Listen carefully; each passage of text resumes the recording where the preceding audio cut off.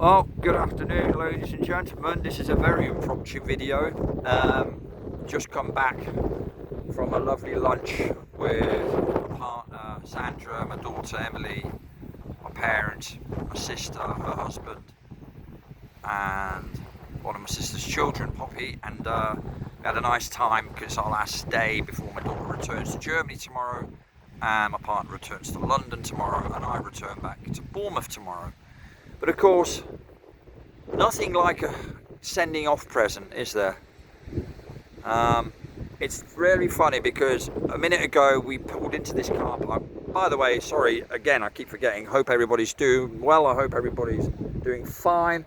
We're all in fine. Fairtool, thank you very much. Quick wave for the camera. Hello, hello, hello, hello, hello. So we came into the car park and there was a police officer sat here in his car, and I was going to come over to him and ask him why he's not doing anything about this crime that's taking place right now above our heads, which is this, right?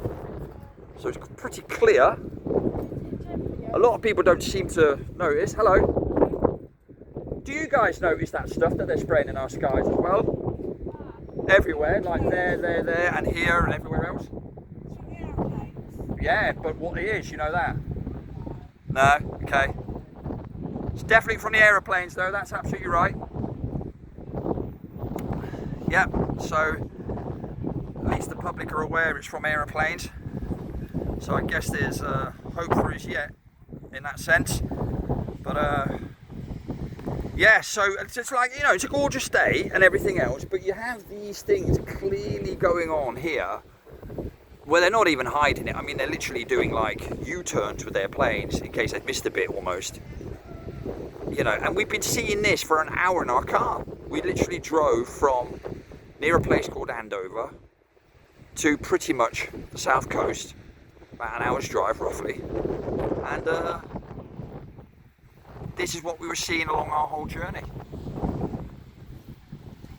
You know, what is there to say about it that hasn't already been said? I hear you will cry and roll your eyes whilst doing so and all the rest of it. Well, it's in the repetitiveness of keep pushing the message and keep spreading the word that they're up to no good, and you know, we have visual evidence of that fact, tons of it on a daily basis. You know, you can go online and look, Google, YouTube, whatever, choose your platform carefully, mind you, and go and look out for sky watchers and geoengineering and all that sort of stuff. There are loads of people out there covering this from all sorts of countries and various continents and different backgrounds and all the rest of it, right?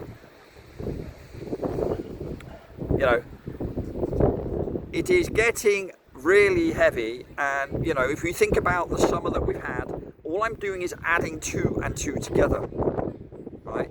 But if you think about what we've just gone through here in the UK, it's been unusually hot for unusually long periods of time, as in consecutive days, weeks in fact, where the grass is literally, look at the colour you can see, yeah?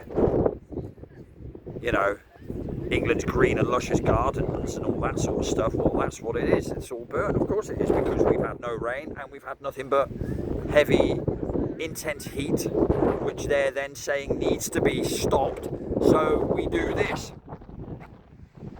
Right?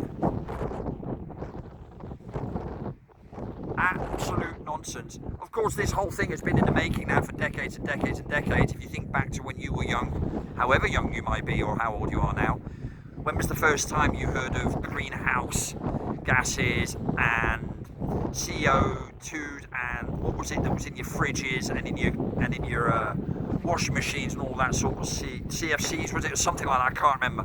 All this stuff that apparently was terrible and everyone had to throw their fridge out and all that. Remember that?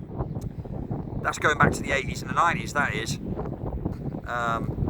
You know, in those days we didn't have the Ukraine war and that sort of stuff. We had things like the Falklands War going on instead, so we had different wars. But it's the same script, right? We didn't have COVID, we had the AIDS pandemic, which we also know was man-made, was manipulation, right? We also had Black Lives Matter in the sense of racial riots or race riots in America and Britain and everything else at that time as well. So what I'm saying is history repeats itself. There's no doubt about that. It's just that there's slight tweaks to the narratives, keeping a bit up to date and a bit contemporary, right? But at the end of the day, it's always the same. It's repeat, repeat, repeat. Forget about the rinse bit even. It's just from repeat straight to repeat now. There's the Isle of Wight. We're closer to it here. Bournemouth is over there to our right. Yes, but it was important to just bring that to you because they have been hammering this now for the past hour, and this is what you got.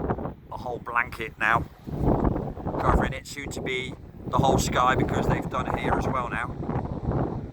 Right, so I can almost do a 360 and close all that up, very nearly, not quite. Start here, there we go.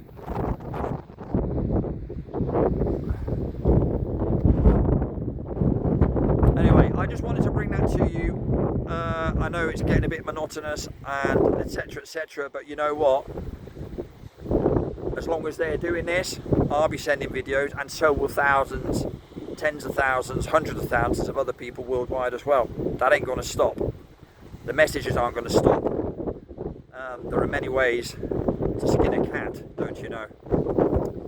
Anyway, don't know if you can hear me much. I haven't managed to cut my hand around the speaker because I'm holding the phone and also a couple of other bits in my hands, so it's a bit improvised. But yeah, I'll leave that one there for you to sort of shake your head at. It is incredible, and it continues. That's the worst bit. We really do need to start finding out where the hell these people take off from or whatever. We really do. There needs to be some engagement of some sort. Something needs to happen because this is just terrible. Watching it from afar and being totally helpless and just commenting on it, that surely can't be the solution. Surely. There has to be a next step.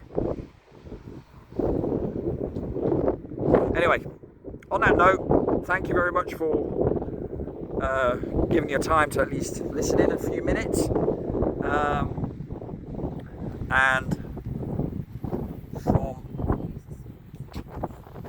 the south coast of England, I bid you all farewell. I'm Sandra, my daughter Emily, and yeah, I'll see you all soon. Some of you is much sooner. Until then, take it all easy, and ta-ta for now.